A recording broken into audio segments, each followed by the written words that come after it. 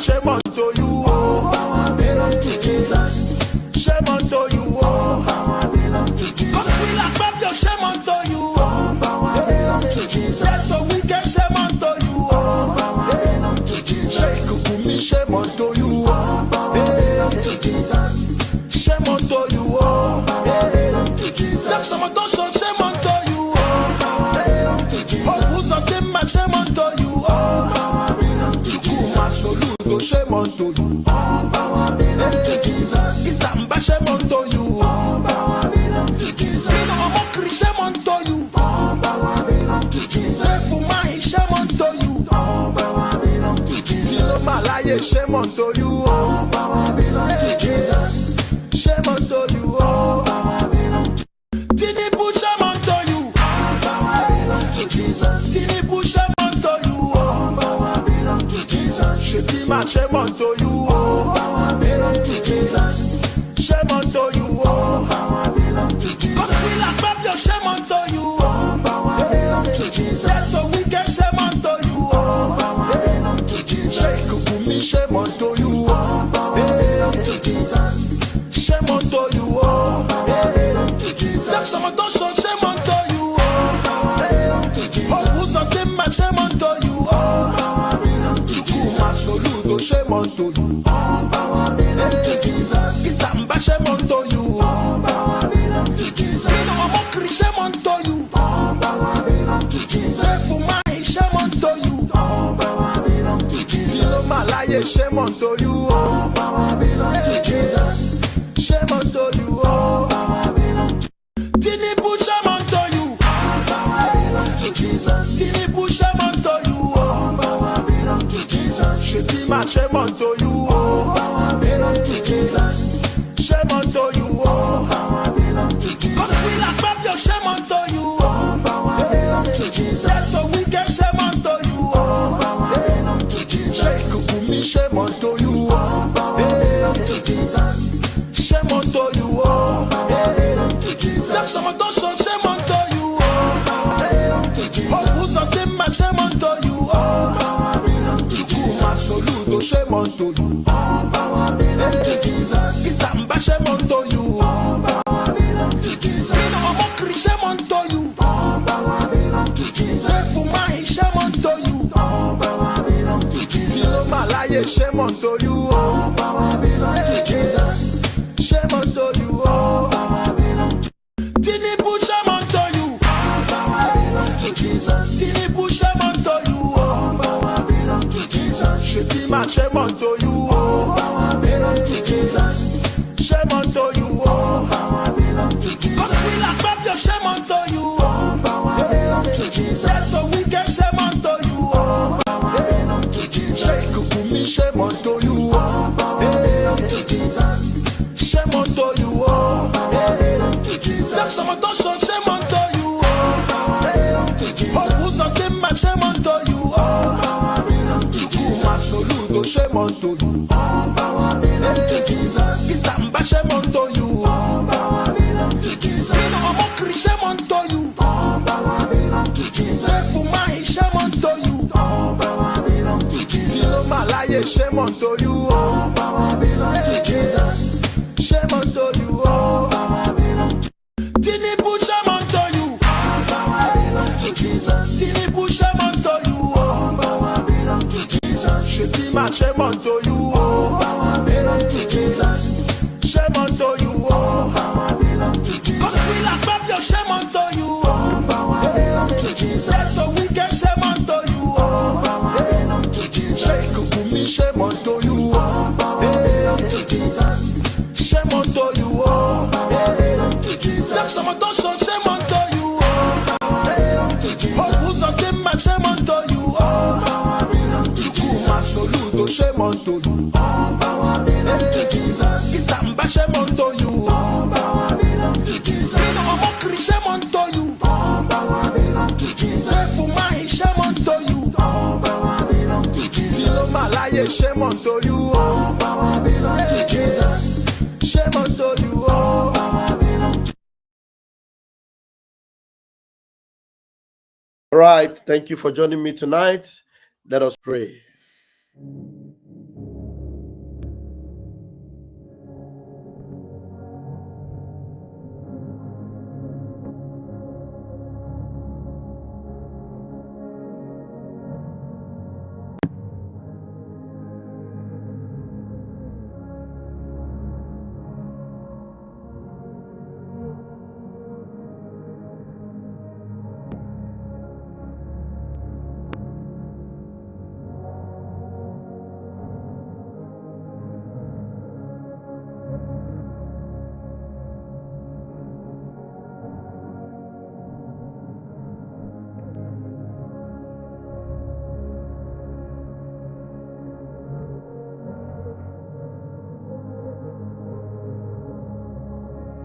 onye nwe m na Chineke nna nke igwe biko dịka isi wee napụta ụmụ gị n'ọbụ n'Ijipt gotu ọgbe gbezigo ụmụ gị bụ ndị Biafra mgbe ekwensu bụ zuu nke mmadụ dị ndụ kere anyị wee na-aja gị mma na-asị gị n'ime ọnọdụ anyị anyị ga-ekele ha nsọ gị wee nye gị nsọpụrụ ụtọ na-eji ama mgbe niile n'ihi na anyị enweghị chi ọzọ ebezuga gị anyị nwe anyị anaghị efe arụsị ọbịa mere iji wee na-agọzi nsọmụkwụ anyị niile ọbịa mere anyị bi obi ji wee gbaa mgbọrọgwụ n'ụwa niile anyị anaghị atụ egwu mmadụ dị ndụ anyị wee na-eto gị eze ebube dị ngọzi si gị biko gbatara anyị ọsọ enyemaka ọ bụ naanị gị bụ onye anyị refe nwanyị akpụ isi ala nye ka i wee napụta ndị gị n'ọbụ nke ekwensu anyị wee na-enye gị ofe na nsọpụrụ na ija mma na-asị lekwa ka ndị iro anyị niile ka kasị siwe baa ha ọnụ ha wee daa hapụ ikonye ọzọ obodo ekwensu bụ zu ala nwekwa n'iyi eze ebube dị ngọzi anya ọnwa anyị bụ ụmụ gị wee na-akpọkọ ha nsọ gị na-asị na enweghị chi ọzọ egwezuga gị anyị wee na-aja gị mma wee na-eto gị na-asị onye kere ihe niile kere eke mana nwe onye kere na n'otuto niile na nsọpụrụ niile na ịja mma niile site n'ebighị mmadụ ebi ka a na-arịọ gị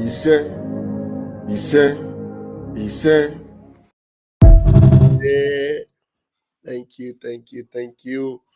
thank you Daddy, thank you onye ndu, thank you our leader Mazi Nnamdi Kanu.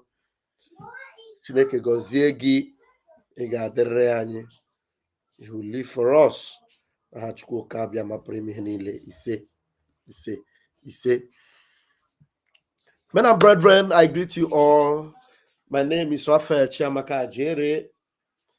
By the grace of Chukwu ka abịa ma pụrụ ime ihe niile, the acting minister of information, Biafra Republic Government in Exile. I greet you all and I bring you good tidings. Is it not wonderful that before our very eyes, while we are watching, events are unfolding, and the Zoological Republic of Animal Kingdom, the Caliphate Empire of the British, is collapsing right before our eyes, and there is no mepatarism. There is no possibility of helping to fix it. There's no way it cannot be fixed. Everything is falling right before us, like a pack of cards.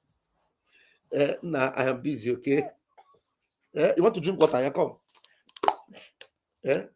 Like a pack of cards. It is happening. I want to play so many videos tonight. Remember, we still have a video we have not finished analyzing. Before we play that video and hopefully conclude with that, I want to bring a testimony of a young girl that survived the Chibok girls' kidnap. Why am I bringing this particular testimony from these Chibok girls? Because a little girl like that knows very well to call the Boko Haram terrorists. Boko Haram terrorists. But the Sultan of Sokoto does not consider Boko Haram to be terrorists. But a little girl who was a victim of Boko Haram knows very well to call them Fulani terrorists. I am going to bring that. I want that to be my first video tonight. And then we'll go from there. There are so many updates, so many. I am telling you, those that were defending Nigeria before, I am telling you, if you try to defend Nigeria with what is happening in Nigeria now, only you, shame no go let you come out to defend Nigeria anymore. Those that were defending Nigeria before, you know, the events of these last weeks, after the shambolic, wicked hatred conviction of Mazi Nnamdi Kanu, the zoo have deteriorated in the last 1 week to the extent that even the friends of Nigeria can no longer defend Nigeria anymore. Some of the Emiloko family members, they can no longer defend Nigeria anymore. Some of the useless Efulefu Igbo people like Zach Oji, and all those shameless people that collected money from Tinubu, people like Yole Dochie, I am still looking for them to come and defend Nigeria or defend Tinubu. They can't. Especially with the way Bayo Onanuga came openly to disgrace Nigeria. I am telling you, only disgrace will be the portion of Nigeria going forward. Anybody that will try to defend Nigeria, that person will suffer humiliation and disgrace. Because Nigeria have destroyed very innocent people, honorable people. It has made the life of people so useless that there is nobody that will have any reason whatsoever to defend Nigeria. Even though that will be defending Nigeria, when they come out now to defend Nigeria, the people that used to look at them as human beings before, when they see them, they will just be looking at them. They will say, when you finish promoting Nigeria, come down. They will ask you one or two questions. So, the evidence of the corruption in Nigeria will be so pronounced that even a little baby will look at Nigeria and spit on the face of Nigeria. Just 2 or 3 days ago, a young pastor in Nasarawa State, he was about to host a crusade. Terrorists came and attacked that area, and the whole crusade ground was scattered. The young man was videoing the whole event as people were running away for their lives. After he videoed it and reported it, the next day, police went and arrested the pastor. Yes, a pastor that witnessed an eyewitness account, live and direct, as he was recording it. I am telling you, police went and arrested the pastor.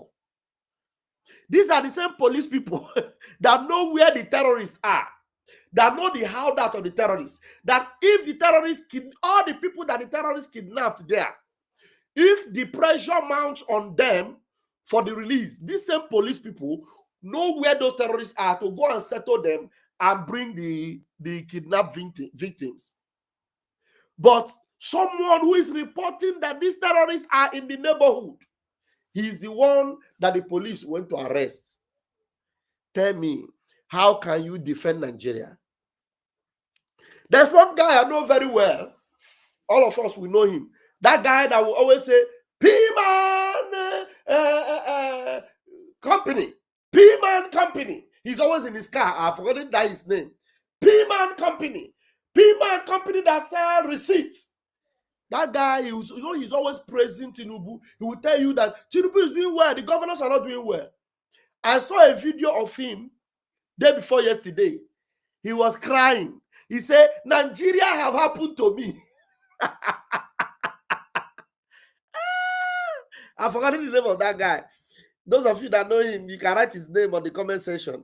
There's one guy that he will always sit down inside his car. He will say, P-Man Company. That is always selling receipts. Because the guy knows how to expose all these fake real estate companies.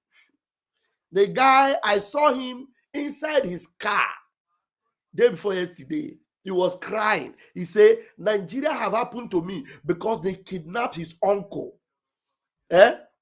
Aguma, is it Aguma? I don't think that is his name. Aguma, okay. But if the name that he is well known with, if you write his name, I will tell you. He's always inside car. There was the time they arrested him recently, and everybody was. I think his name is Smart. I think is it Smart Aguma? Maybe it's Aguma is his second name, but the popular name that is known by. You know, the guy said, Nigeria have happened to me. Do you know the level we are now is the point whereby anybody that says anything good about Nigeria, just give them a few days. Then, their story will now be a few moments later, Nigeria will happen to them. I'm telling you. So, without further ado, let me bring you the testimony of this young girl from the Chibok. The Chibok girl. Let me, a minute. I'm not live, hello? Sister, remember, I'm not live.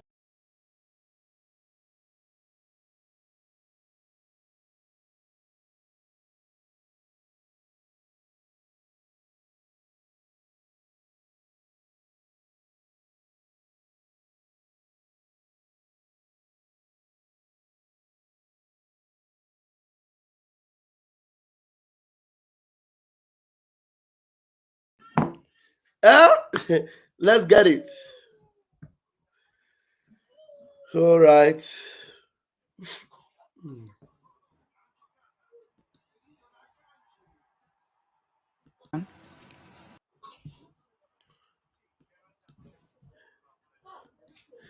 You know what is happening now is that everywhere in this world right now, everywhere in this world, God is exposing Nigeria to the extent that there will be nothing good will be known or said about Nigeria anymore. You know, God is exposing Nigeria to the point that anybody that comes to say otherwise, or comes to promote or say good things about Nigeria, the people you are telling will just be looking at you.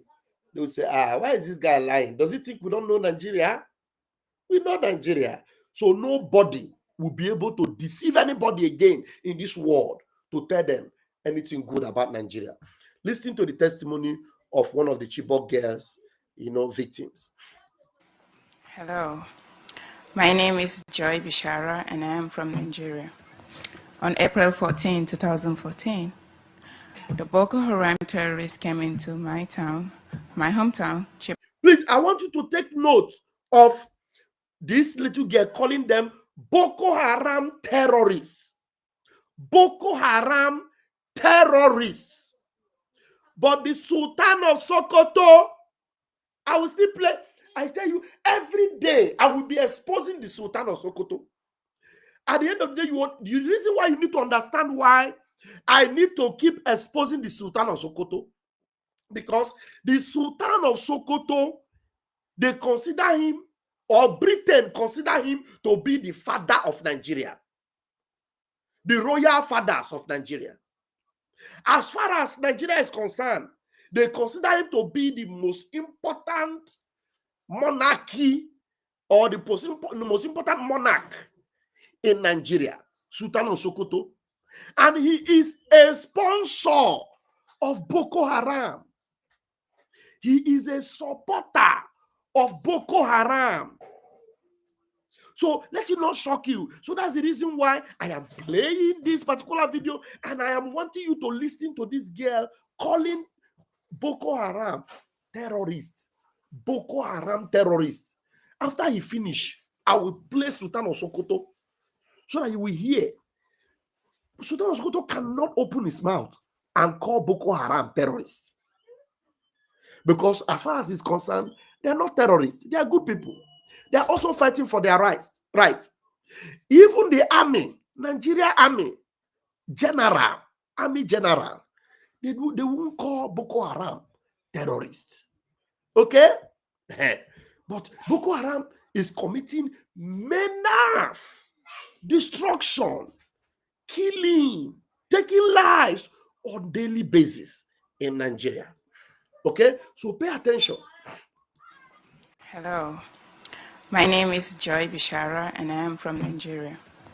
On April 14, 2014, the Boko Haram terrorists came into my hometown, Chibok, at night while everyone was asleep. They were shooting guns while coming to our town. I was sleeping and haven't heard of it. My friend waked me up and said, "Joy, can't you hear what is going on?" I said, "No," and I went back to sleep. She said, "Get up, we cannot go to sleep. Something is wrong. The Boko Haram people are here." And she said, "Listen."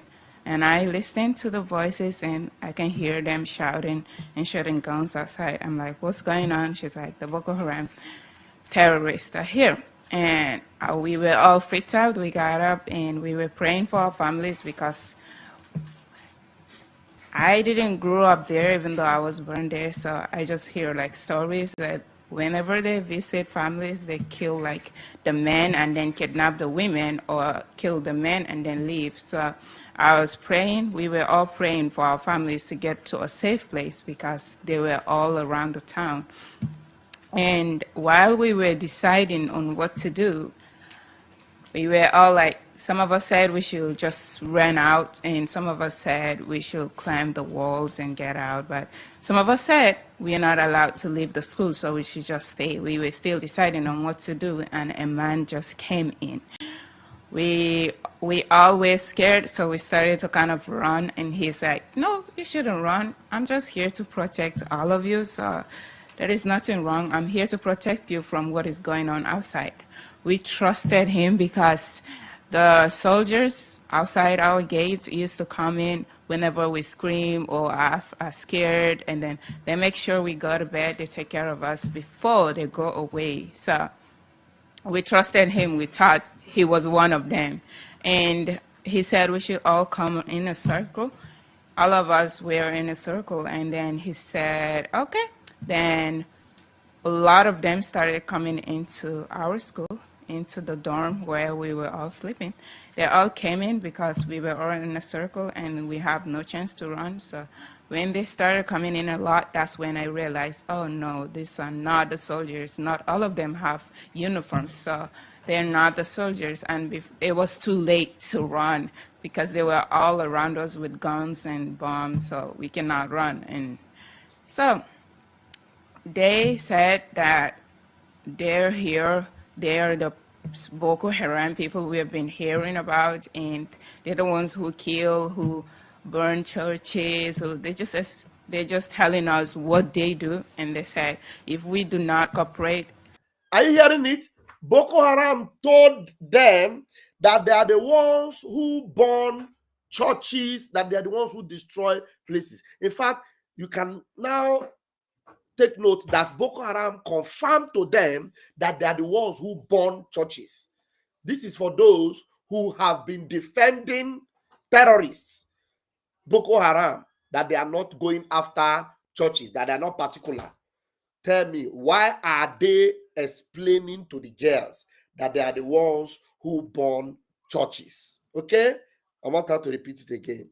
Because they were all around us with guns and bombs, so we cannot run. And so they said that they're here, they're the Boko Haram people we have been hearing about, and they're the ones who kill, who burn churches, who they're the Boko Haram people we have been hearing about, and they're the ones who kill, who burn churches, who they're the Boko Haram people we have been hearing about, and they're the ones who kill, who burn churches. So they're just telling us what they do, and they say if we do not cooperate, same thing is going to happen to us. And we were all scared, crying. Some of us are like praying, and they said we have to tell them where the engine of making block is, like engine making machine. So block making machine. That was what they asked us, but we don't know where it is. So we told them we do not know. They thought we were lying, and they asked two girls to stand up among us.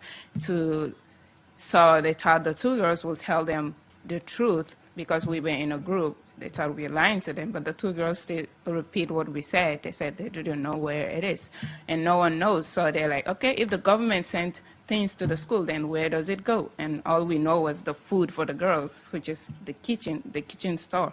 And two girls took them there. They opened the store and started getting the foods out to take with them. They're putting it in their own trucks, and when some of them are still with us in the dorms, and they ask us to start to follow them. We were coming out with them, and the schools were burning. We're all on fire, and the fires were like almost touching us. So we were helping each other pass through it. And when we went to the gate, they asked us to sit down, and we all sat down. They burned the schools. We couldn't see any teachers because they do not have mercy. They don't have mercy on anyone. So all the teachers ran away. There is no teachers in the school, and the gate man wasn't there either. And the soldiers that were outside the gate were not there too. So they have strong weapons that even the soldiers doesn't. So they cannot stand to fight them. They all ran away as well. So, and while we were sitting in front of the gate, they were burning the school, the offices. They burned every single building in the school. And then they came to us, and one of the leaders said they should go and get trucks. And my own thought was like, okay, since they don't kill women, then they're gonna let us go if they're done doing whatever they're doing. So, and then they asked us to start going out. We all walked out, and they're showing our direction for us to go to. And I'm like, okay, are they not letting us go? In my heart, I was like, okay, they're taking us away since they're pointing a direction for us to follow. And all of us went with them. They asked us to sit under a tree, and we all, some of them said we should kneel down, some of them said, no, it's okay, we should just sit down. And the rest went and brought like 3 trucks, huge trucks that we all, like they said, we should say our last prayer. They're going to kill us all. So some of us are crying, we were praying, and I have my friend beside me, who waked me up. We were together all that while, and she's like, let's just pray that they change their mind, because I do not want to die. I want to go continue my studying. And in that hostel, in our dorms, they told us never to go to school again. And because they said never to go to school again, my own thought was, okay, they're going to let us go then still, since they don't want us to go back to school. But it wasn't like that. They were taking us away. We helped each other in order to climb the truck. There was a small-sized women car that we have to climb in order to enter the truck, because it was really tall and huge. So we helped each other. They said, if you want to die, you go to the left, and if you want to leave, you go into the truck. So no one wants to die. Everyone was trying to go into the truck, and all of us climbed the trucks. The truck started moving, and while I was in that car, I was like, is this the end of all my struggling, like studying in school, dreaming of becoming a doctor? Is this where it is going to end? Are you imagining the kind of trauma they put these young girls through? These are the daredevil terrorists that the Sultan of Sokoto is supporting. These are the daredevil terrorists that Sheikh Gumi is supporting. These are the daredevil terrorists that the Nigeria army are recruiting back into the army, and are telling you that they can become presidents. Look at the kind of fear. Oh my God. My hopes were like, I gave up. I'm like, okay, if this is what God wants, then it's okay. But then at the end, in that same truck, I was like, I prayed and asked God to please save me and to please let me see my families again. I do not want to go with those people. And to my surprise, something got into me and said, you should jump out. And like, I looked down at the truck was still moving. I looked down, and it was, the truck is, when you look down, it's scary because the trucks move and the truck is still tall. So I'm like, no way, I'm not gonna make it. So at the end, I said, okay, it doesn't matter if I'm gonna make it or not, I'm going to jump up. If I die here, it's better for my family to find my corpse and then go with those people and didn't know what they're going to do with me. So I'm like, I'm going to jump out no matter what. So I convinced my friend, because she wasn't going to do it. She knows if they see her, they're going to shoot us. So she's like, they're going to kill us. I'm not going to risk it. I'm like, it's okay, let's do it. It's fine. We better die than go with them. So she's like, okay, sure. And we jumped out, but we ran. When I jumped out, I fell with my stomach. So I got up and started running to the bush. When she saw that, okay, I was okay, so she jumped out as well. And then, but we ran through different directions. We didn't got home together. While I was running in the bush, I met 2 of my classmates who also jumped out. I screamed because I thought they were the Boko Haram people who came to get me back. So we continued running together. From there, while we were running for hours and hours, we didn't sleep, and a motorcycle man was passing by, and we asked him to please take us home. He said he's not going to take us home without knowing who we are. So we said, okay. We didn't trust from that time on, we didn't trust anyone. We didn't want to tell him who we are because we are scared. We didn't trust him. So I'm like, no, we shouldn't tell him who we are. Some of us said we have to tell him in order for him to help us. We need help. We cannot continue running like this. Our feet are all bloody because the bush was a thorny bush. So it scratched our skin and everything. And they're like, we have to get help. So we gave up at the end. We told him who we are. And he's like, yeah, sure, why not? So he took us back to Chibok. And while we went back to Chibok, parents from the schools went to the school and look, there are no students, and everyone is crying, where are the students? When they saw us, they gathered around, where are the rest of the girls? We're like, we jumped out of the truck, we don't know. Some of them jump out as well, so I don't know if your kids are in it, if your daughter is in it, but we don't know, so they might get back. So be patient, and we just comfort them, everyone is crying.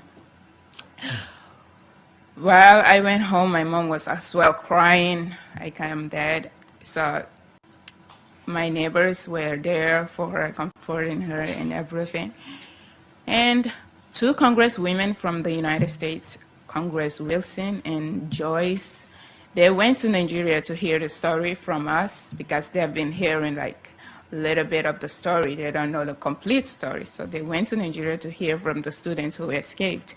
And that was how she looks for a scholarship here for us to continue our studies. And I didn't want it to continue studying because of what they said at that time. But when I was accepted in Grundy, Virginia, I'm like, okay, I want to become a doctor, save lives. Then if I do not go to school, that is not going to be possible. So I have to go to school. I'm thinking of making that decision while I'm still thinking that the voice that says, do not go to school, or else wherever you go, do not think you're safe. We're going to get you.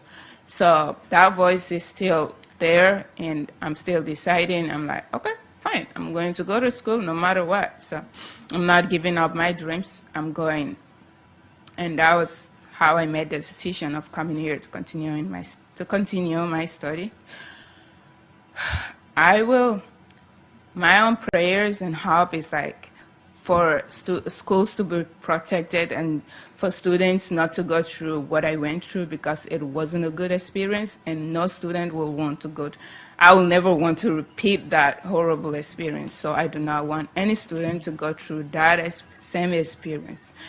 And that is the experience a lot of young girls are still going through today in Nigeria. The same experience. And why it is heartbreaking is the government of Nigeria are aware. They know these people doing these things and they are not going after them. Rather, they are going after the people exposing these terrorists. That's it. You are going to hear a lot. Even right now, I'm telling you that with our eyes, we are seeing the collapse of this caliphate.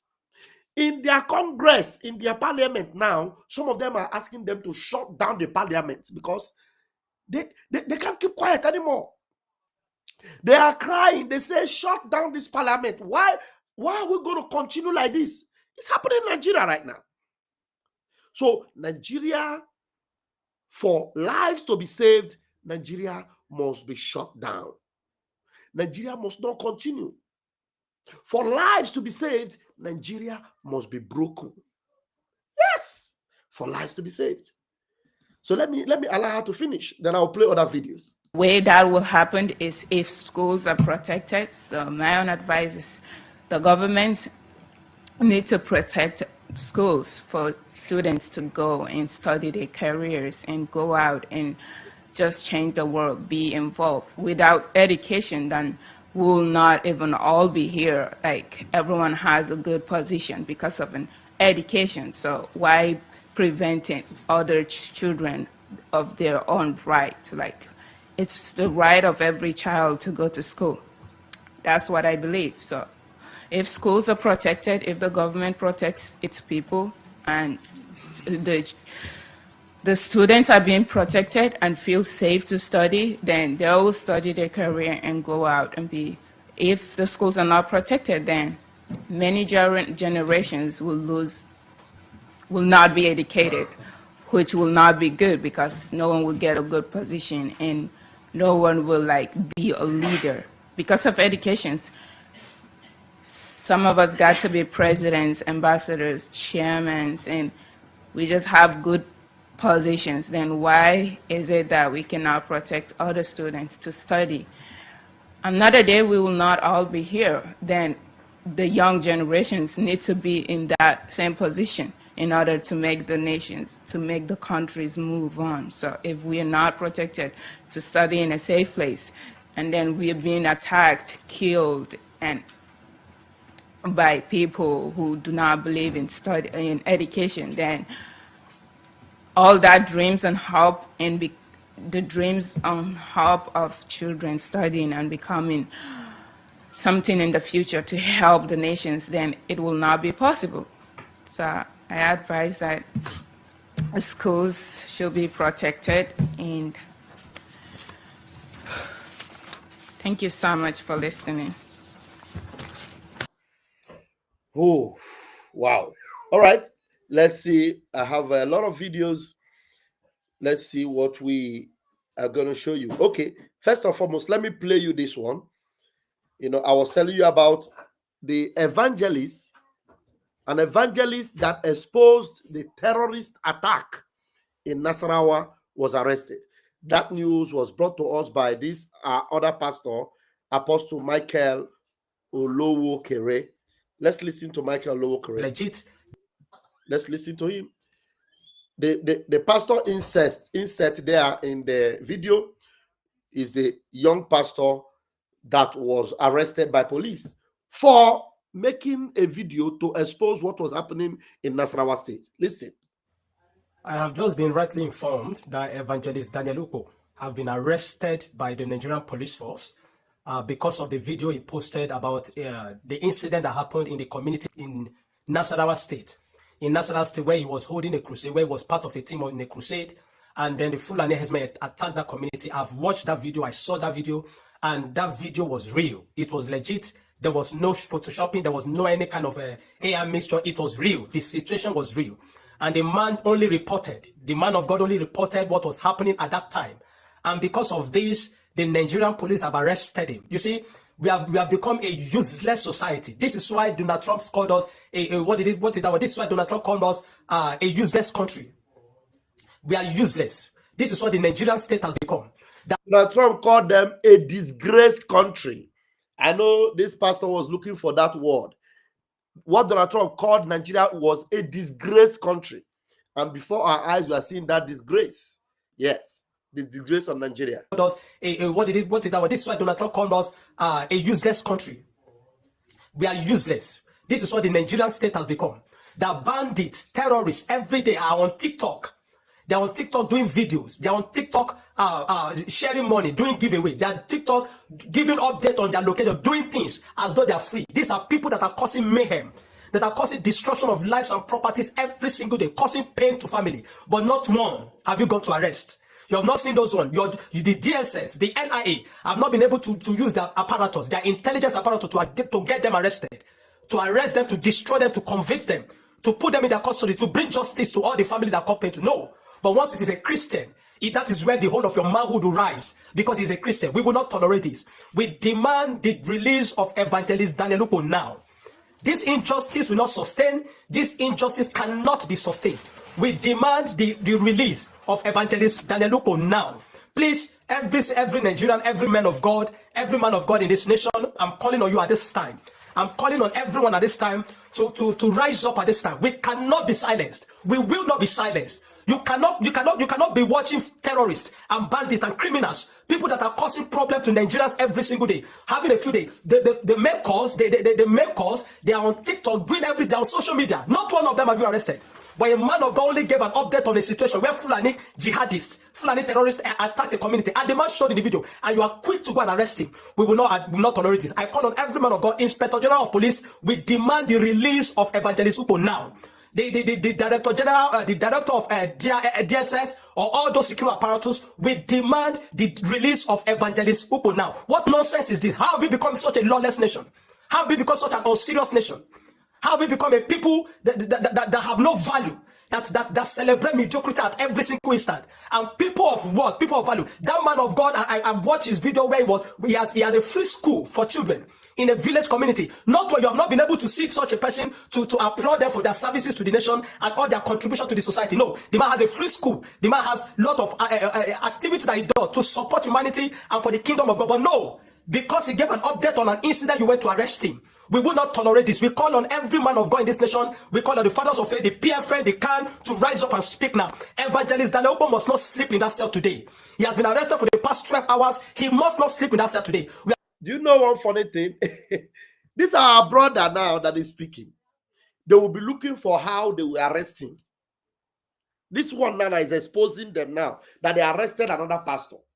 They will be looking, instead of them to even clean their dirty image. You know, they are rubbing more evil on themselves. They are rubbing more evil on themselves. Instead of them to think how they will even save themselves. Tell me, how will you go and be arresting somebody that is making video and showing the world that terrorism is on the increase? So that means all what you did was to lie. You lied to America that you are going to take care of the situation. In fact, how many of us are aware that these shameless people have signed a document with the USA that within the next 2 months, if they do not take care of this situation, that America will put their boots on the ground. So the reason why they are arresting people now, they don't even want people to talk about this terrorist attack. They don't want you to talk about it. So they just want to be using propaganda, lying up and down. And they forget that somebody like Mazin Nnamdi also locking him up in a prison with the life sentence on him is another insult to injury. It's another big injury on them. You cannot clean your dirty image. You are disgraced already. So instead of you to look for a way out, you are making the case even worse for yourself. You see, before our eyes, Nigeria is going down, and Nigeria must go down before our eyes. Now let's listen. Because such a useless people, what nonsense are we doing in this nation that we cannot speak anymore? You want to silence us? I call on every single agency that is responsible for this. Release Evangelist Daniel Upo now. Release him now. He must not sleep in that cell. The man must not sleep in that cell. Evangelist Daniel Upo must not sleep in that cell. President Tinubu, if you are seeing this, I know one way or the other this might get to you. Use your good office at this time to ensure that man never see me. That how can you be negotiating with terrorists every single day, paying ransom, government paying ransom to them every single time? With good office, Tinubu does not have any good office. He should close his office and go back to his village. With good office, they are paying ransom to terrorists, and they are arresting an innocent pastor for speaking up. To you, use your good office at this time to ensure that man never see me. That how can you be negotiating with terrorists every single day, paying ransom, government paying ransom to them every single time, and innocent citizens that are paying tax, law-abiding citizens are being oppressed and suppressed as every single instance. We will not be such a people. Release Evangelist Daniel Obu now. He must not sleep in that cell today. Thank you for speaking up. It is good that you people are speaking up so that the world will continue to see the disgrace and shame of Nigeria. Okay, now, this is an American lady. Abducted in Kwara. Now, listen to what this American lady is telling Tinubu and his government. I have a question for President Tinubu of Nigeria. How dare you? How dare you pat yourself on the back and take credit for the return of the schoolgirls abducted in Kebbi State, the return of the worshippers abducted in Kwara State, and the return of 50 out of over 200 missing students from the Catholic school in Niger State? How dare you? How dare you deceive Nigerians into thinking you took active military action to rescue and recover, with no evidence of kidnappers apprehended, terrorists arrested, or even armed terrorists shot on sight for trying to resist the rescue and recover mission? That's because there was no rescue and recovery mission. And there is none because you are busy negotiating and paying these bastards with Nigerian taxpayers' money. You walking embodiment of a political corpse. What did she just say? What did she just call Tinubu? Walking embodiment of political corpse. Chineke Namle. Please listen to what she just called Tinubu. You walking embodiment of a political corpse. Hey! How dare you gaslight Nigerians into thinking you're a competent commander-in-chief when you're absolutely nothing of the sort. The audacity to treat Nigerians as though, well, be grateful, I got the girls back, I got the students back, I got the people. No. That's your freaking job.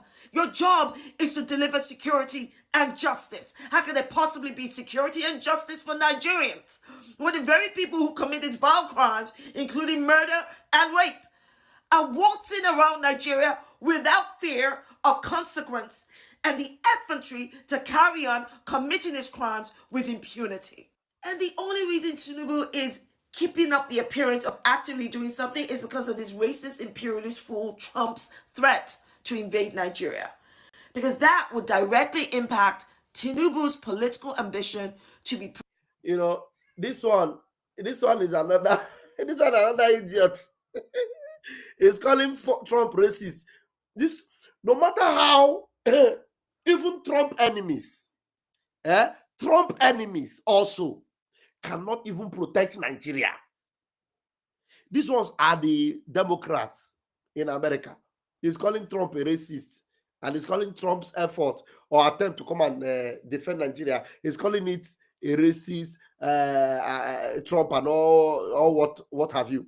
Because this one is all those Kamala Harris people, all those gay right pride, all those shameless people. Even at that, the shame of Nigeria cannot be covered. I don't know if you understand what I'm saying.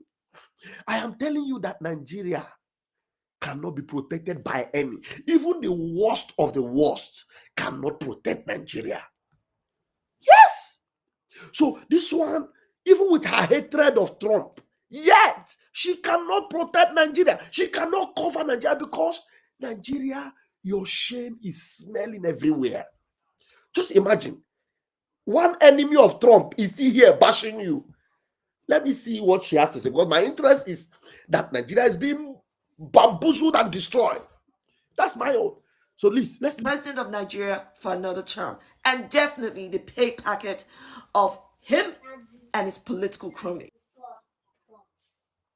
Yeah, I'm busy. That is life. These people don't care about Nigerians, not Trump. Shut up. I've had enough of you. Get out. You have finished your own.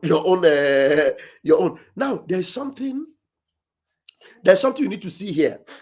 The shame of Nigeria is still smelling in America. Come and see. With this cover up for genocide, come and see what Tinubu government went to do in America. They went to pay people to carry placards and be protesting that there is no genocide in Nigeria. But they never knew that some smart people will still go there to question the people carrying placard. And you know, Americans now, some of them, they know they fit hide. You know, once you give them, all these ones are hungry people in America. Once you give them money, they will speak. Now, come and see the shame of Nigeria on the streets of New York. Come and watch. Even me, self, gone at the shame. So why? Even me, I say, Nigeria, una shame, they shame me. Watch this particular video. You will see. It will shock you. Tinubu and APC, they have gone as far as going to America to pay people, to pay Americans, hungry Americans, to carry placard and protest in their favor and wear green, white, green. People that have never stepped their foot on Nigeria before, people that don't even know what is happening in Nigeria, they will just write placard and give them, and they will go on the streets and they are protesting for Nigeria. Oh my God. Huh? Okay. Come and watch, watch it for yourself. Sir, do you mind I ask a few questions? Can I record you? All right. I just want to know what is going on today. Well, this is protesting for Nigeria. Oh, for Nigeria. Yeah. For a stronger Nigeria. Say Nigerian Christian, not target of genocide or ethnic cleansing. Are you seeing it? This guy is protesting for Nigeria, but he's not a Nigerian. Just listen to it. Listen to it. Let me just start it. Pay attention. I don't want to distract the guy doing the video. Just listen and pay attention. Listen. Sir, do you mind I ask a few questions? Can I record you? All right. I just want to know what is going on today. Well, this is protesting for Nigeria. Oh, for Nigeria. Yeah. For a stronger Nigeria. Say Nigerian Christian, not target of genocide or ethnic cleansing. So what part of Nigeria are you? I'm not. You're not a Nigerian. So how then you're not a Nigerian and you're protesting for Nigeria? Anybody's black, I protest with them. Well, you know, when you got to protest with the information and the stuff that is happening. No. So how do you know that Nigerian Christians are not the target? How did you know that? I don't know. So why didn't you have the placard? Did you hear him? He said, I don't know. How did you know that Nigerian Christians are not the target? He said, I don't know.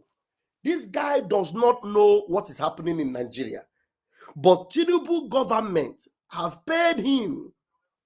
Bayo Onanuga and his team have paid them to wear Nigeria colors and be protesting in favor of Nigeria. Can you imagine that? They asked him, how did you know? He said, I don't know. Listen to him again. You got to protest with the information and the stuff that is happening. No. So how do you know that Nigerian Christians are not the target? How did you know that? I don't know. So why didn't you have the placard? Oh, look, I'm going to tell you something. Me, I protest for anybody. I help a lot of people. So you were paid to do this? Yeah. Or you were paid to do this? Yeah, I just joined in with everybody. Because you did not know. Black, white. No, I understand. It is good to support brothers, to support the culture, but also it is also good to protest and pass the right information, right? It's a lot of information going out here. You know what I'm saying? A lot of people twist a lot of things up. Yeah. I don't know for sure.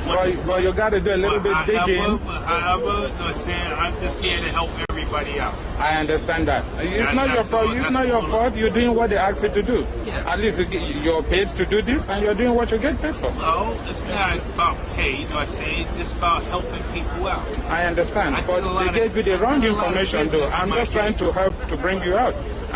We all are from Africa. So when they give an information that is not correct, I don't know what was correct. All I was told that they needed me for their assistance. for this. Who was that bring you people here? I got a bunch of little kids over there in the Bronx. In the Bronx. They asked me, "See, yo, Tone, will you go over there and help us out?" You know what I'm saying? So He said he doesn't know. They just told them to come and help out.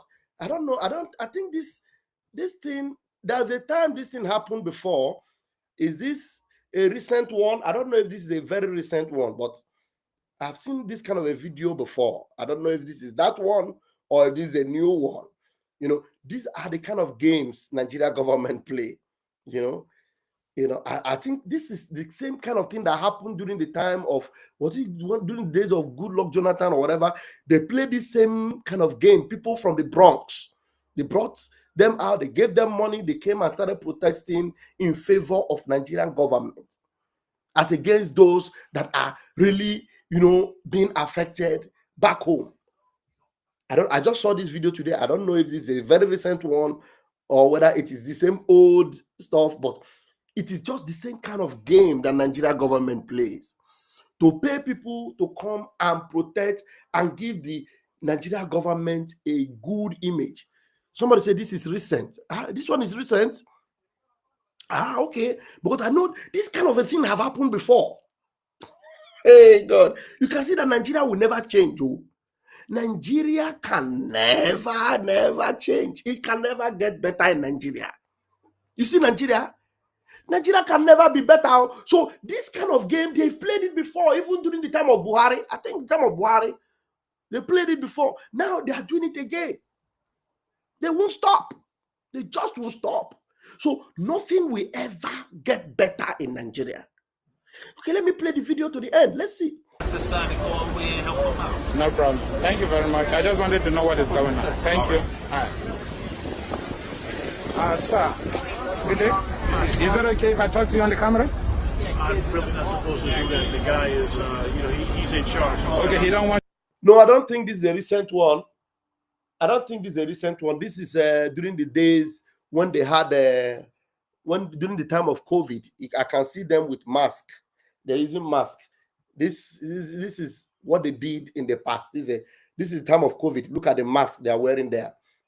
Look at the mask they are wearing there. Anyway, let's see another video. They keep bringing up. Let me see the write-up they have here. Now, wow, the more they hide this Christian genocide, the more it exposes itself. I don't know. We have carried this, our bad character of renting mercenaries outside the shores of this land. Is it $50 per person to do this job? Life hard, oh, Jackpot no easy, oh, American homeless, too, must chop, oh, anywhere belly face, man cannot come and die. The truth is the truth. We cannot lie against the truth. Excuses is not what we need. Tinubu just secure Nigeria and start sending actors. Anyway, now I want to play this one. This is what is happening. This is what's happening at their own parliament.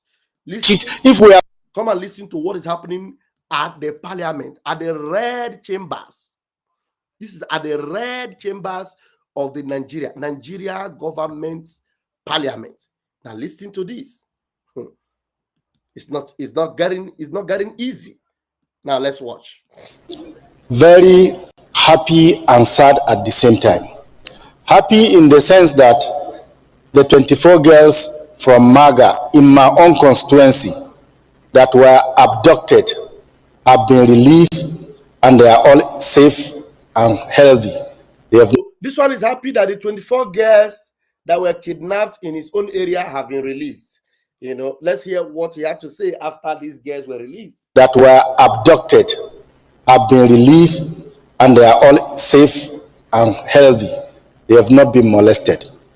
But distinguished Senate President and colleague, we must search our minds.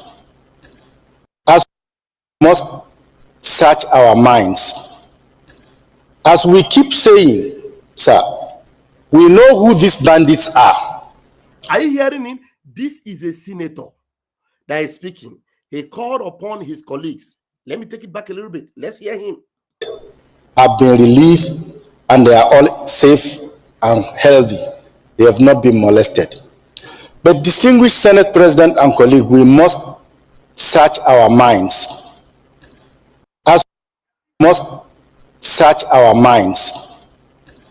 As we keep saying, sir, we know who these bandits are. We know where they are. We know what they want. What is left for us to conclude? If we are going to do negotiation, do it and finish it. If we are going to fight, we'll fight it to the finish. What is the big deal? We know everything. Why are we covering? Why are we covering all these things? Why are we covering all these things? And I want to align myself with distinguished Senator Abaribe. Sir, the issue that must take precedence is who withdrew the soldiers from MAGA primary school, on whose instruction. The world want to know, Nigerians want to know, we that is particularly affected, we want to know, sir. Because if we don't get to the bottom of this incident will be repeating itself. Thank you very much, the Senate President. Are you guys listening? This is happening in the Senate chambers. This is a senator. A senator is challenging the Senate president. He said, we know who these bandits are. We know where they are. We know what they want. And there's something that is shocking me here. Did you hear what he said? He said, if we want to negotiate, we know what they want. Let us negotiate once and for all. If we want to finish them, let us finish them once and for all. For him, he doesn't care. He's a senator. If it is for negotiation, he doesn't care, as long as he remains a senator. It is to finish them all for him. He doesn't care. So whichever way the government want to do it, either to negotiate with the bandits and give them what they want, or to finish off the bandits and put an end to it. He said, we know everything. Why are we covering up? Hello? Are you guys hearing it? These are senators. And then there is something that Abaribe said. Abaribe stood his ground earlier. This shameless Abaribe, whose brother was convicted and sent to a prison in Sokoto. Fine. He is also concerned about who is the person that withdrew the soldiers, because they said that a command was given to withdraw soldiers. The soldiers that was guiding that area was withdrawn. And the moment the soldiers were withdrawn, because an order came, the attack took place and the attack was successful. Now, Abaribe was asking who withdrew the soldiers, that they want to know. And this other senator is still insisting and saying, I am standing with Abaribe. The whole world wants to know who withdrew the soldiers. Now they are asking questions inside their red chambers. But do you know what will happen? Up till now, they have not said anything. Do you think they will say anything? I don't think so. Remember, Tinubu said he knows the people that are in charge of the terrorists, that he will not do anything, because if he decides to do something, that they might even kill him. So now everything is coming out, and before our eyes, before our very eyes, Nigeria is collapsing. The British Empire in Nigeria is collapsing. The Caliphate Empire in Nigeria is collapsing. How many days ago did they sentence Mazen Nnamdi Kanu to life imprisonment? It's not even up to 1 week. Today is 26th. It was on the 20th. Not up to 1 week. I want to play that thing again from the top. Listen to what the senator is saying. Listen to what he's saying. He said, we know who these people are. We know what they want. Why are we covering up? So that is for you to know. These people know everything. Even our Southeast senators, governors, they know everything. Do you know that Abaribe and these people, they are all friends? All these people, they know themselves. They meet in their caucuses. They discuss one after the other. All of them, they know within their Senate there, they know who is in charge of terrorism. They know that Shetima is a terrorist sympathizer. They know that the Sultan of Sokoto is the one in charge of Boko Haram. They know. But they are not talking. Now, they are now pushing themselves to talk. And I never hear everything. No. There are so many videos I have tonight to play. Let me play this one again. Then we'll go to another video. Let's play it again. Very happy and sad at the same time.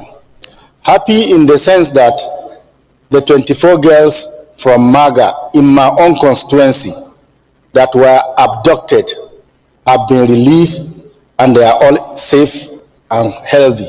They have not been molested. But distinguished Senate President and colleague, we must search our minds. As we must search our minds. As we keep saying, sir, we know who these bandits are. We know where they are. We know what they want. What is left for us to conclude? If we are going to do negotiation, do it and finish it. If we are going to fight, we'll fight it to the finish. What is the big deal? We know everything. Why are we covering? Why are we covering all these things? Why are we covering all these things? And I want to align myself with distinguished Senator Abaribe. Sir, the issue that must take precedence is who withdrew the soldiers from Maga Primary School, on whose instruction. The world want to know Nigerians want to know. We that is particularly affected, we want to know, sir. Because if we don't get to the bottom of this incident will be repeating itself. Thank you very much, the Senate President. They didn't even wait for him to finish. They did not even wait for him to finish. The guy is exposing too much. They knock table for him. Mbagam, keep quiet. You are talking too much. Nigeria, until law. Nigeria, going, gone. It is sweet view. I tell you true. It is sweet my belly. Hey, okay, let us go and see another video. Let us see another video. Ide Shele. Okay, is it the same man that spoke that time? Wait. No, this one is another house. Whether this one, okay, let's hear this one. Let's hear this one. This one is another. This one is the Green Chamber. I think okay, this one is House of Representatives. The other one you heard was from the House of Senate. Okay, all the whole house is catching fire. Okay, this one is House of Representatives. The thieves, the representatives. Let's hear what this one is crying about. And I do not miss that word. They are always up to responsibility. The example was before the attack of Kuje prison. There was a report. Those who are supposed to implement neglected. The same thing happened now in Kebbi. There was a report, and the security council meeting was held at the state. At the end of the day, there was a directive, but an hour before the bandits struck in, the people on ground withdrew. This is what. Are you hearing this thing? Are you hearing it? The same thing that they are saying in the Senate, they are also saying it in the House of Rep. Before the attack on Kuje prison, there was a report, there was an intel. Intel will come, but they will withdraw. Intel come. Those that are supposed to repair the attacks, they withdrew them. And then the attack was successful. The same thing happened in the recent one again. Intel came. Those that are supposed to repair the attack, they withdraw them. Who is responsible? They are asking questions now. Because there is fire on the mountain. Somebody say, there is fire on the mountain. Rah, rah, rah, rah. Fire on the mountain. Rah, rah, rah. Is it Mazin Namdekaro that is setting up this fire? Hey! You people don't know. By the time the finger of God, this one is just one finger. God is using one finger like this and poking Nigeria. Boom, boom, boom, boom, boom. If they do not respond, he will release another two fingers. Pim, pim, pim, pim, pim, pim, pim. They don't respond, he will release three fingers like this. Pam, pam, pam, pam, pam, pam, pam, pam. They will still be dragging and they will be resisting. He will release four fingers. Pim, pim, pim, pim, pim, pim, pim, pim. They will still be dragging. He will release five. If they drag, and they allow God to stand up from his throne and use his hands and his might and his heavy weight on Nigeria, you will understand that the man you are locking up in Sokoto prison is a prophet of the Most High God. You know, some of you don't even know what you are up against. You zoological animals, you don't know what you are up against. The mighty hand of God is risen up against your wickedness. And you think it's a joke? Continue. Continue. Let me start it from the top again. Listen up. Listen up. And I do not miss that word. They are always up to responsibility. The example was before the attack of Kuje prison. There was a report. Those who are supposed to implement neglected. The same thing happened now in Kebbi. There was a report, and the security council meeting was held at the state. At the end of the day, there was a directive, but an hour before the bandits struck in, the people on ground withdrew. This is one other area that we must look into. There must be synergy, there must be collaboration between all our security agencies. Otherwise, it is going to be exercise in futility. And I have never seen a country like ours, where you neglect the advice of your own intelligence. It's important that we take them serious. It's important. As far as I'm concerned, if we are taking the security intelligence reports seriously, the crisis in Plateau State and other places may not have taken place. The last is about our judicial system. Why will you arrest somebody with criminality, keep him, and he'll be there for 1, 2, 3 years, 10 years? There is no judgment. This we also have to look at. Is it about the laws? Is it about the provision in the Constitution? This is an area that we need to amend. Sir, I do not believe that we need to negotiate with criminals. I do not believe that there's need to allow those criminals outside for what is being done. We are seeing. Why will criminals come to town to a wedding with guns in convoy, and we have the security in this country? Are you hearing what this man is saying? The man is telling them criminals come to wedding with guns. First of all, he told them that, look, how can you arrest somebody? You put him in prison for 10 years. You're holding somebody for 10 years, and you are not judging his matter. Or you are turning up and down, left, right, and center. Is it that we need to change the constitution? The man is asking them, maybe he's remembering the case of Basil Namikano. How did it drag so long until the time we now decided to judge him without the law? The man said, is it that we need to change the constitution? But let us know. He said, I don't agree that we need to negotiate with bandits. Now he's not coming up now to address this other. Which other issue is he talking about now? Now about the bandits that are attending wedding with guns. With guns, attending wedding with guns. Hey, they never see anything. Listen, those criminals outside for what is being done, we are seeing. Why will criminals come to town to a wedding with guns in convoy, and we have the security in this country? They cannot track them. They can't track them. I watched with nostalgia again. A small boy of not more than 10 years. From Zamfara Osokoto, who visited Bello Turji in his own enclave. The boy said he survived by leg to reach out to him, that he wanted to be in his own gang. Are you hearing it? A boy of 10 years old trekked with foot to Turji's enclave. Turji is a bandit kingpin. A little boy trekked and went there and told him that he wanted to be among his gang. Daddy, Turuji, you know how many times they have arrested this Turuji? They left him and he's still roaming about, still kidnapping, he's still unaliving people, and he's still there, roaming freely. And then the young ones, the younger generation in that area, they are admiring Turuji. They want to be like Turuji. They want to be, that is in the north now, in northern Nigeria.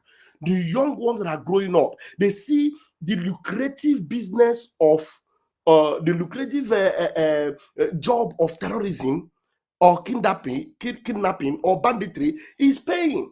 So they are admiring the kingpins. They want to be like them. They want to be like the kingpin.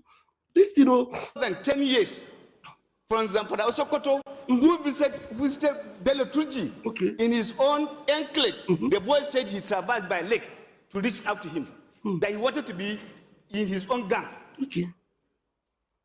Came back.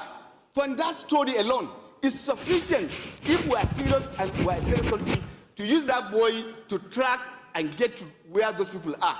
This man is saying that they need the small boy to use the small boy to track and know where Turji is. And this shameless man is not even asking them questions. Is he not the same Turji that was arrested several times and was released and was allowed to go? And he goes to town freely. You don't need to track him. He comes out. He comes to the city. He moves around. He attends to meetings. He grants interviews.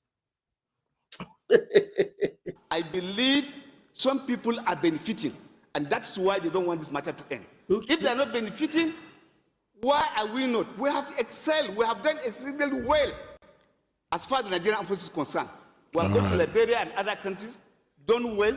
come back to this country, I can tell you for free, sir. Before my cousin was killed, he came to me to say, I want to work, but they want to kill me. So his own cousin was also killed. This man talking now, his cousin was killed by these people. And look at the way he's talking without being critical about his own explanation. Look at what he's saying.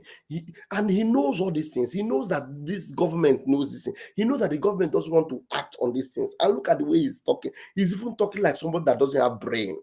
You know, your own cousin was killed, and you are talking like this. Well, he's even trying more than others. At least he's even speaking. But the fact that he's even asking some silly questions or making some silly comments that they need the little boy of 10 years old to go and track Bello Truji that the government knows. Bello Truji that the government.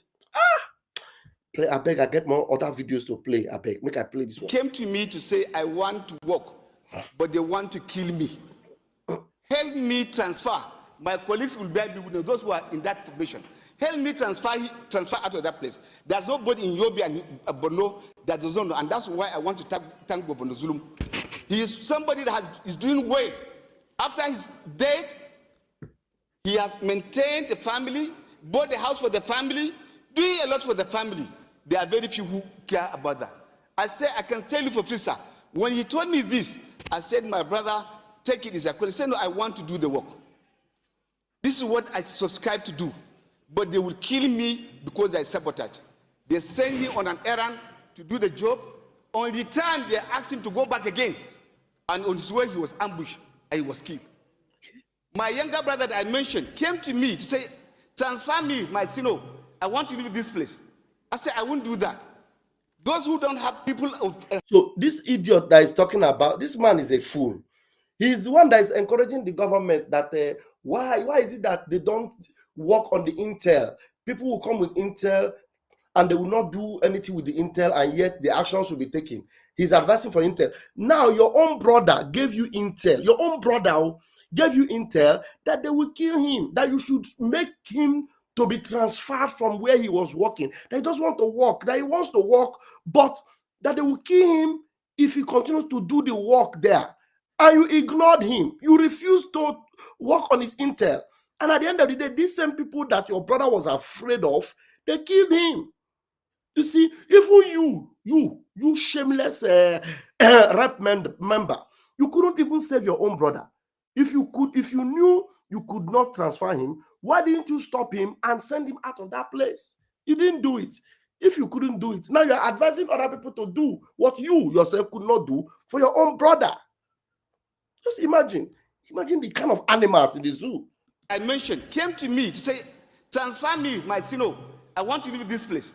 I said, I won't do that.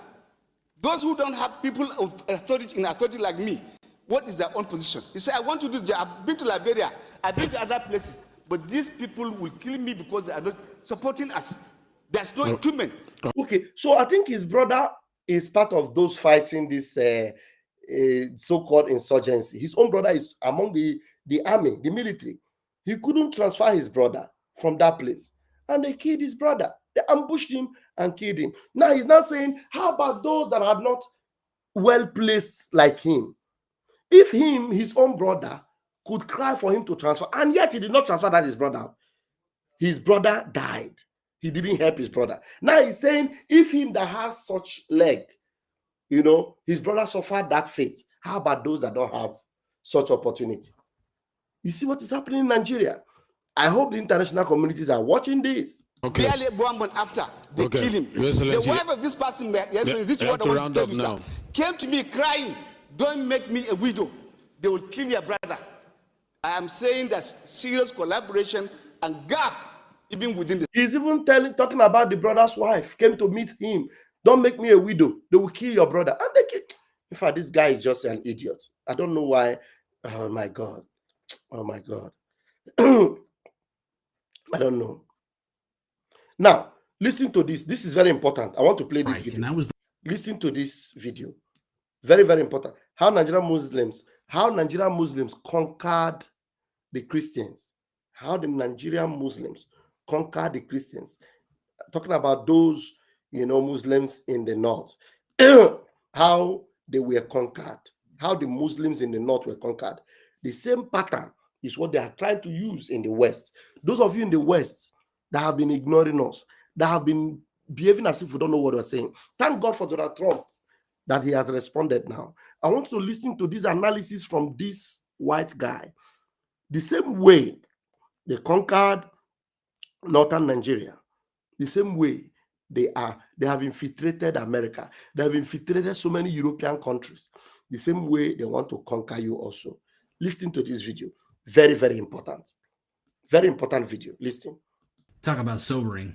Listen to this man break down how the Muslims in Nigeria slowly worked their way into Christian communities until it was time to strike. And that was the moment when they started to become the majority. Watch this.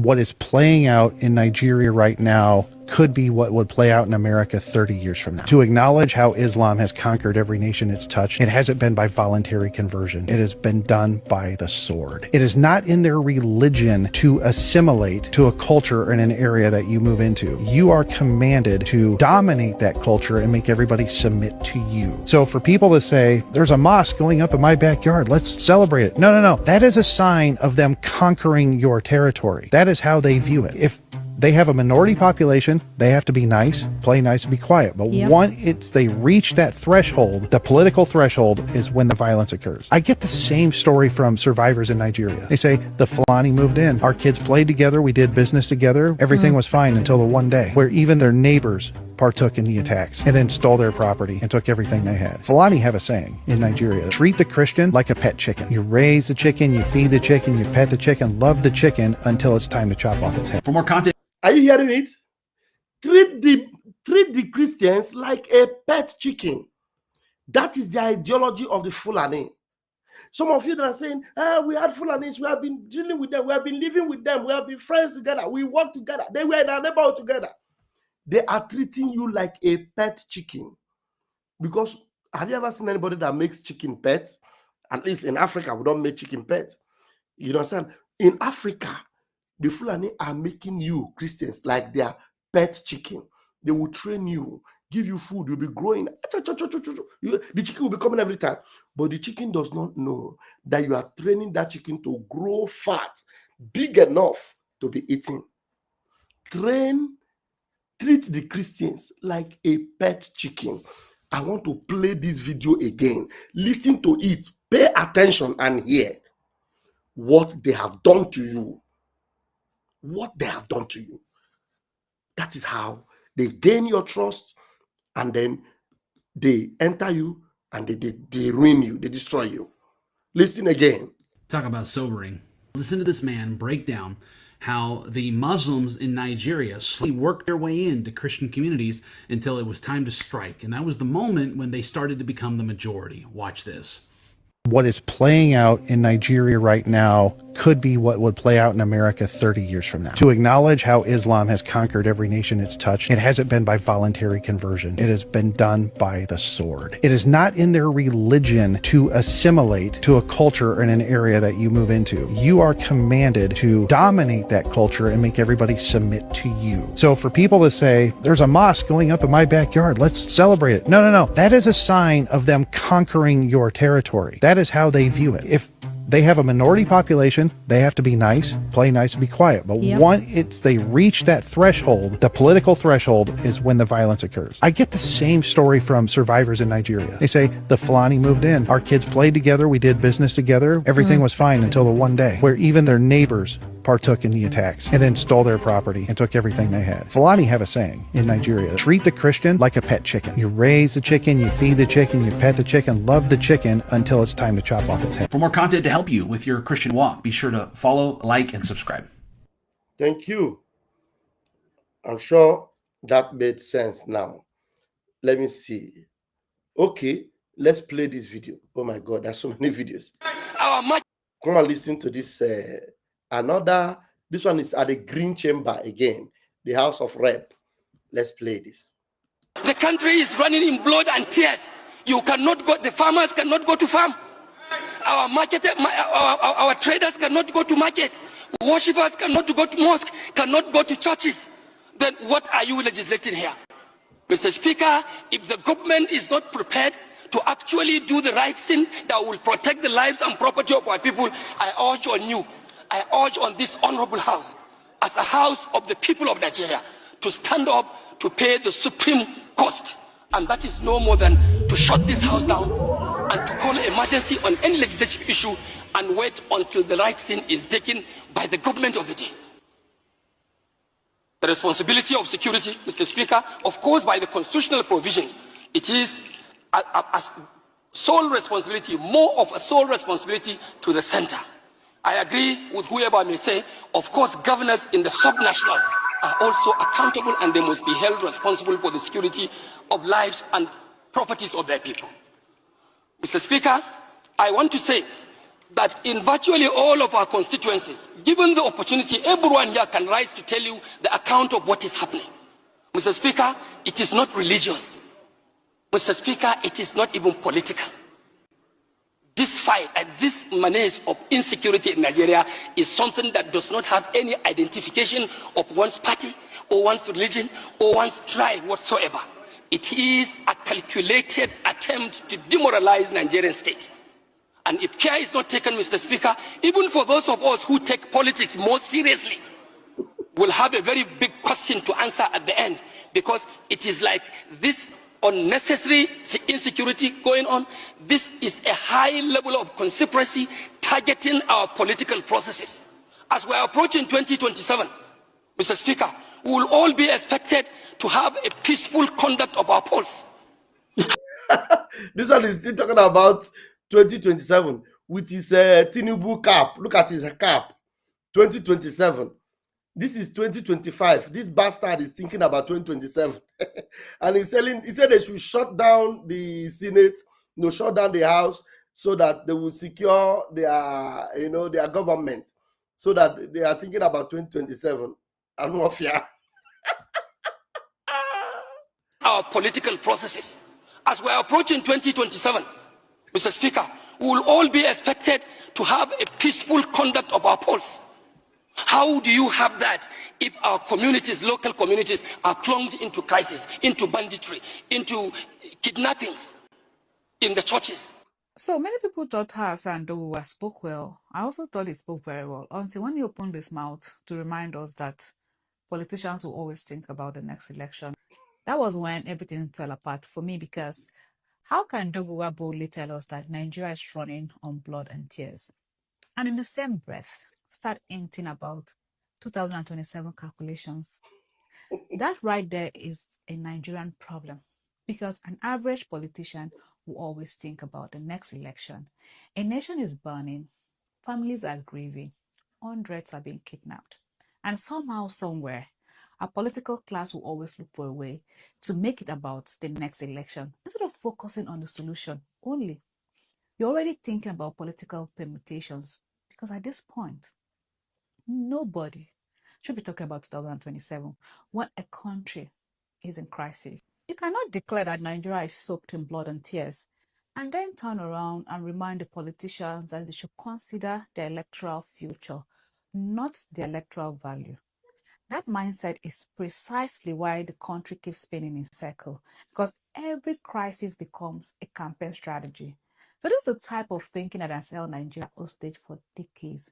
Leaders who fear losing power than losing lives. So leaders who fear losing power than losing lives. That's exactly what Tinubu is going through right now. Tinubu is thinking about the power. He wants to consolidate his presidency. He wants to win again. He doesn't care about the lives that are going.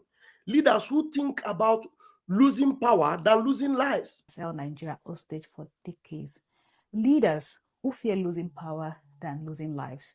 So if Dogma truly believes Nigeria is bleeding, the only conversation should be, how do we stop bleeding, not how do we maneuver 2027 election.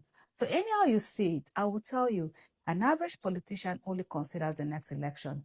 So yes, he spoke well until he exposed his mindset that has destroyed this country for so long. Because somehow, somewhere, even in tragedy, the political class is still checking the scoreboard. Right now, this country shouldn't be talking about 2027, but what it has achieved in the space given. Nigeria is asking for rescue. It's a truth at a time. Take care and have a nice day. Ndewo, thank you very much. Let's see. Oh, Abaribe. Well, let's. This one is up to 5 minutes. Well, let's hear. Let her. I want her to analyze this Abaribe own. Let me see what she said in this. South. The writer, George Orwell, made a very profound statement, which I will quote. He says that in times of universal deceit, telling the truth becomes a revolutionary act. We are being told every day to be patriotic. We are being told here that we shouldn't say anything against. We are being told that, oh, you shouldn't talk about the past. You should focus on the present. Yet, on this floor, rather than focus on what we're supposed to talk about, we go back to say, oh, during 2015, oh, the Chibok girls happened, and oh, we are now rescuing people. People were not rescued at that time. During Chibok, 17 local governments in Katsina were not having parleys with bandits. People in Kebbi were not leaving all the rural areas and coming to only the urban areas to stay. People in Niger were not being kidnapped. So why do we need to? At any time we need to talk about the present issues of today. We go back to start to look for excuse for our failures of today. I only want to say, let us do the right thing. We're not blaming this government for what they are finding itself, but it is the government in power, and they should do the right thing. What are the right things? We take only one example. The governor of Kebbi said that somebody ordered troops out and people were kidnapped. Till today, nobody in Nigeria knows what happened, and no question has been asked. And we are sitting down here as a parliament, and we turn and we talk.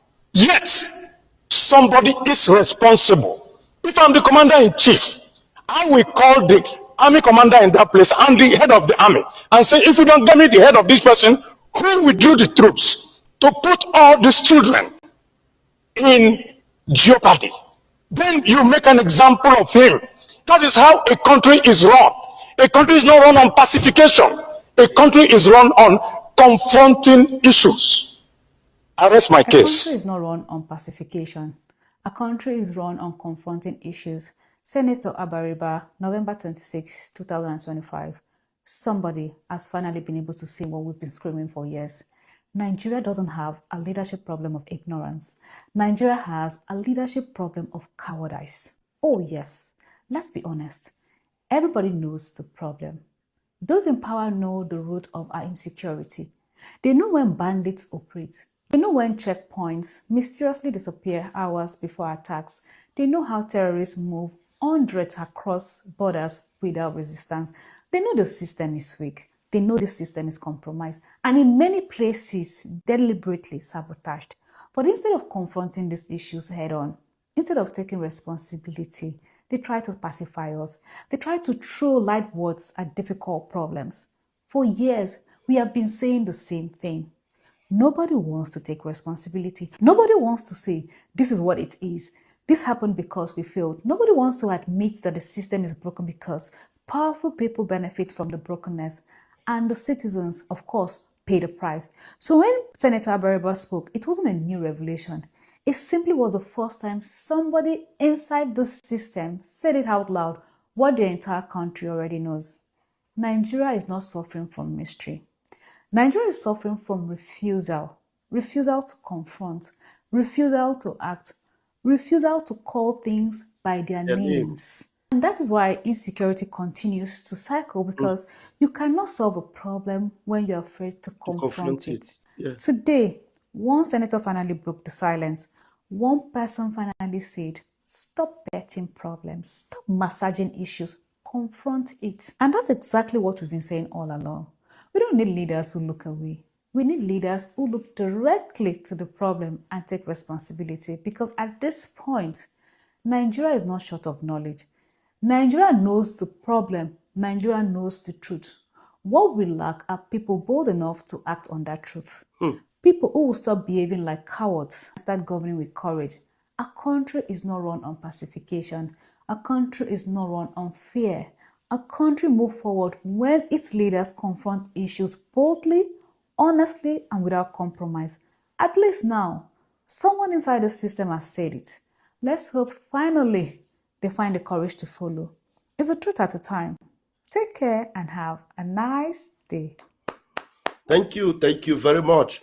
Now, it is not only Abaribe that has spoken about this withdrawal. Someone gave order to withdraw the troops. Who gave that order? The next thing that will be happening now, you will see Tinubu men gaslighting Abaribe. You see them. Thank God he's not the only one speaking about it. In the House of Rep, they are speaking about the same thing. You know? Yes. Thank God. Thank God. Nigeria can never survive this collapse. They can't. We can't survive it.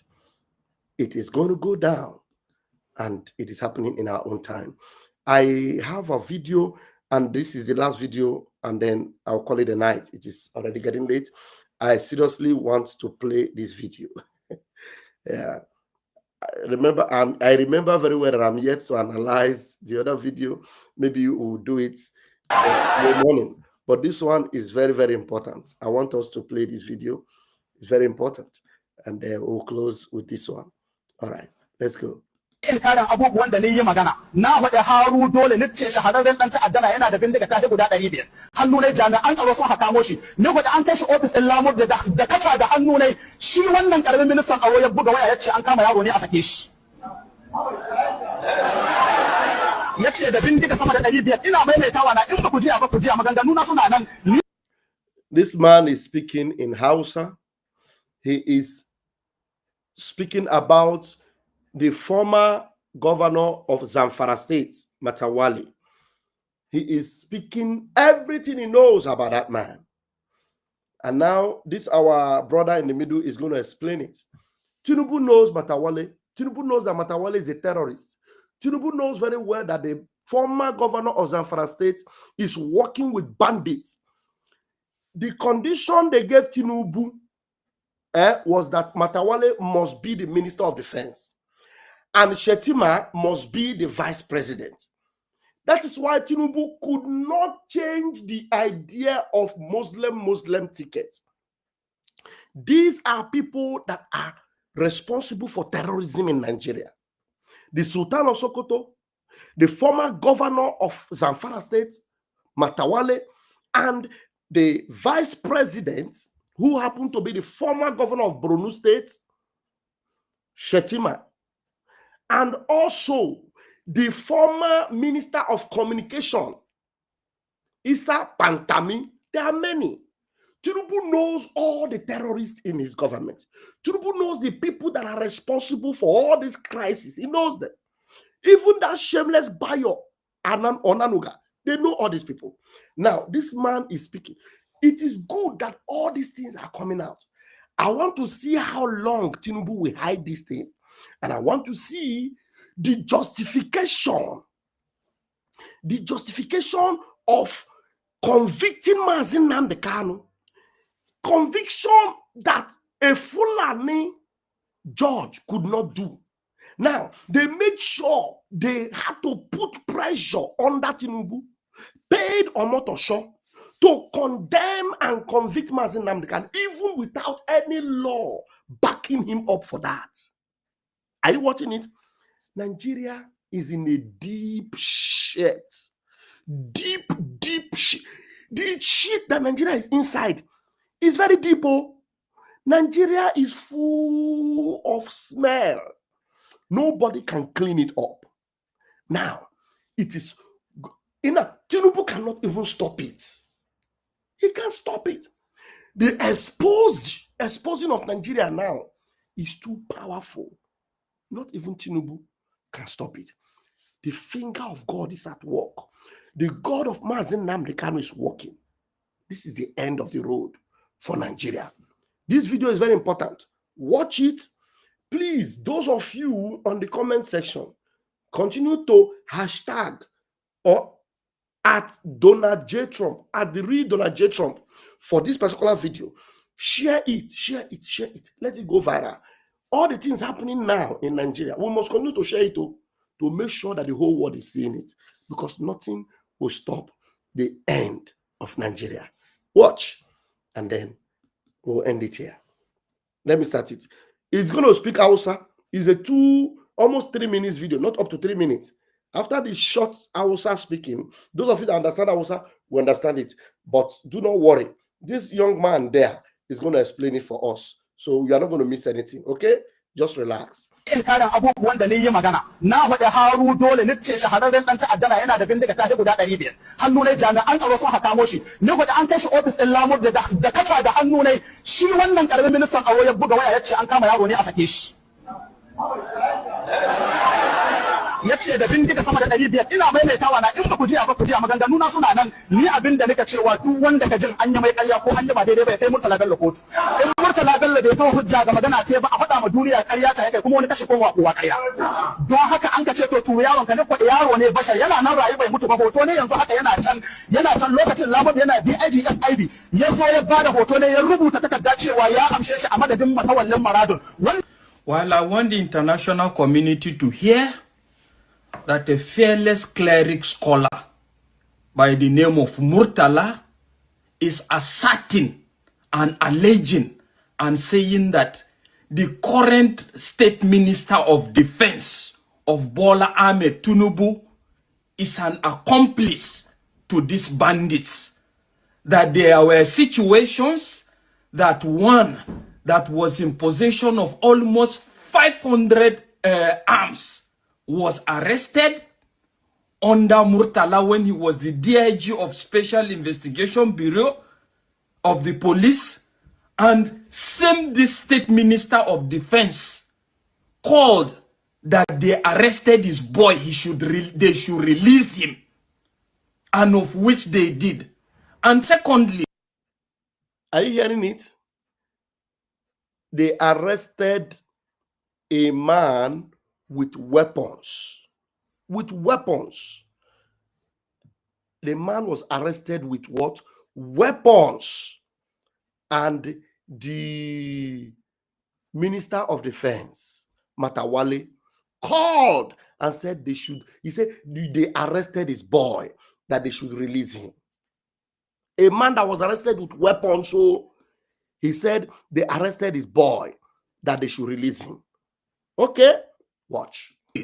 This fearless Islamic cleric scholar is also alleging that this same state minister of defense, Matawale, bought cars for Bello Turji, the renowned bandit and terrorist that is a havoc in Nigeria today. That remember, the same Bello Turji is the one I was telling you guys about. Bello Turji is the one that a little boy in Zamfara State, came all the way. A little boy, I think the boy came from Sokoto, whatever. That story that the other guy tried with his foot, went to the enclave of Turji, and then told him that I came all the way with foot. I want to join you. I want to be a bandit like you. I admire you. You are my Oga Baba. A young boy of 10 years old. He went on that journey and came back and reported it. It is this Turji that this Minister of Defense bought vehicles for. Vehicles. He bought vehicles for this Minister of Defense. Vehicles. Let me rewind it a little bit. I want this guy to really make these details clear. Is also alleging that this same state minister of defense, Matawale, bought cars for Bello Turji, the renowned bandit and terrorist that is a havoc in Nigeria today. That this same minister sat on several occasions with him as well and gave him money. And Tinubu's government is not doing anything about this. This cleric scholar is alive. He has not been apprehended to actually prove whether what he's saying is wrong. And nobody has countered what he's saying is wrong. And in this same vein, the same Tinubu's government now is sending this same minister of defense that is alleged to do these things to go and address the same issue of insecurity in this region. So I want the world to be aware of how Tinubu's government is actually trying to address this issue of insurgency in Nigeria. Are you seeing it? So it shows that Tinubu can never ever, will never ever fight insecurity in Nigeria. The will to fight insecurity is not there. He will not. He cannot. He will never do it. Do you understand? That's it. I don't know. I don't think there's any other thing we can see here because I've played all. And then this is another Ofemanu guy. I want us to watch this one. Just this last one. This is another, I think this is a Yoruba guy. Let's listen to this one and then maybe, because I actually shared all these videos to be part of my videos that I will play tonight. So this is the last one. Let's go this one. I swear to God, sometimes I believe that our leaders think that we're a bunch of retards in this country called Nigeria. I mean, I'm reading Bayo Onanuga's comment where they were asking him how did they get those 38 children released. He said, oh, the DSS and the military just called the bandits and then the bandits just released them to them, that they didn't pay any ransom. I'm like, how can a thinking person say that to a nation if it's not that we are all mugus? They think we are retards. So all it takes is for government to just call the bandits on the phone and so yeah, release them now. And then the bandits will release them without any ransom, without any fight. So how come they still have anybody in custody? Why is Mr. President not on the phone every minute? Okay, bandits, you have kidnapped 10 people here. Oh yeah, release them now. And they will release. I mean, it's one thing for you to want to defend your government. I get that. That's Bayo Onanuga's job.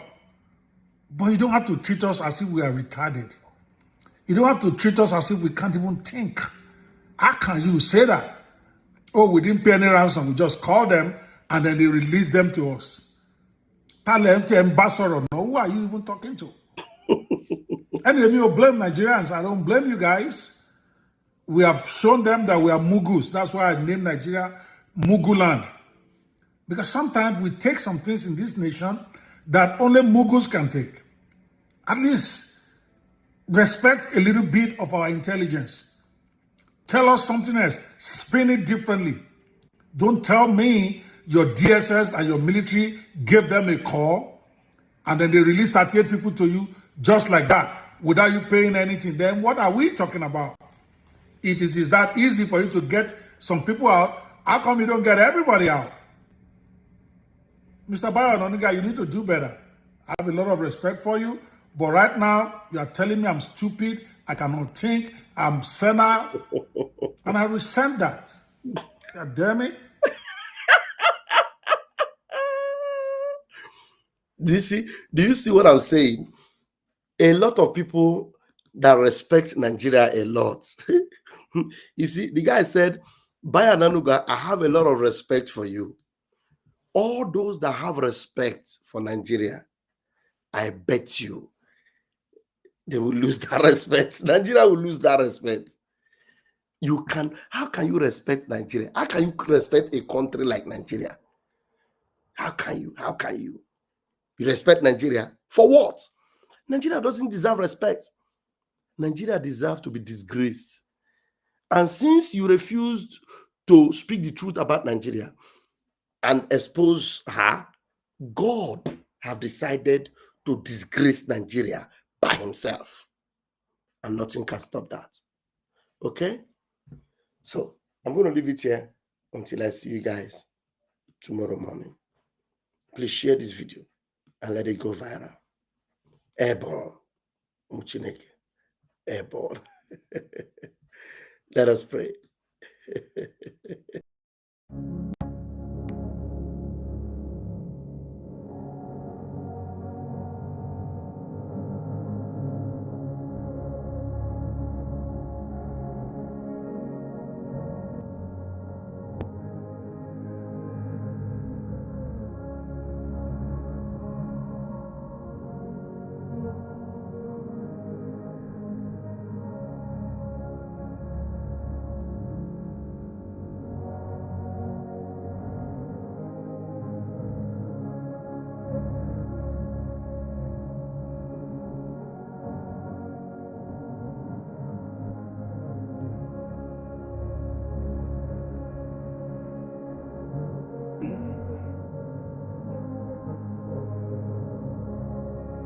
onye bụ m na Chineke nna nke igwe biko dịka isi wee napụta ụmụ gị n'ọbụ n'Ijipt gotu wee wezuga ụmụ gị bụ ndị Biafra mgbe ekwensu bụ zuu nke mmadụ dị ndụ kere anyị wee na-aja gị mma na-asị gị n'ime ọnọdụ anyị anyị ga-ekele ha nsọ gị wee nye gị nsọpụrụ n'ụtụ na-eji ama mgbe niile n'ihi na anyị enweghị chi ọzọ ewezuga gị anyị nwe anyị anaghị efe arụsị ọbịa mere iji wee na-agọzi nsọmụkwụ anyị niile ọbịa mere IPOB ji wee gbaa mgbọrọgwụ n'ụwa niile anyị anaghị atụ egwu mmadụ dị ndụ anyị wee na-eto gị eze ebube dị ngọzi sị gị biko gbatara anyị ọsọ enyemaka ọ bụ naanị gị bụ onye anyị nyefere nwa anyị akpụ isi ala nye ka i wee napụta ndị gị n'ọbụ nke ekwensu anyị wee na-enye gị ofe na nsọpụrụ na ija mma na-asị lekwa ka ndị iro anyị niile ka kasị wee baa ha ọnụ ha wee daa hapụghị ikonye ọzọ obodo ekwensu bụ zu ala nwekwa n'iyi eze ebube dị ngọzi anya ọnwa anyị bụ ụmụ gị wee na-akpọkwa ha nsọ gị na-asị na enweghị chi ọzọ egwezuga gị anyị wee na-aja gị mma wee na-eto gị na-asị onye kere ihe niile kere ka mana onwe onye kere na n'otuto niile na nsọpụrụ niile na ịja mma niile site n'ebighị mmadụ onye bi ka na-arịọ gị ise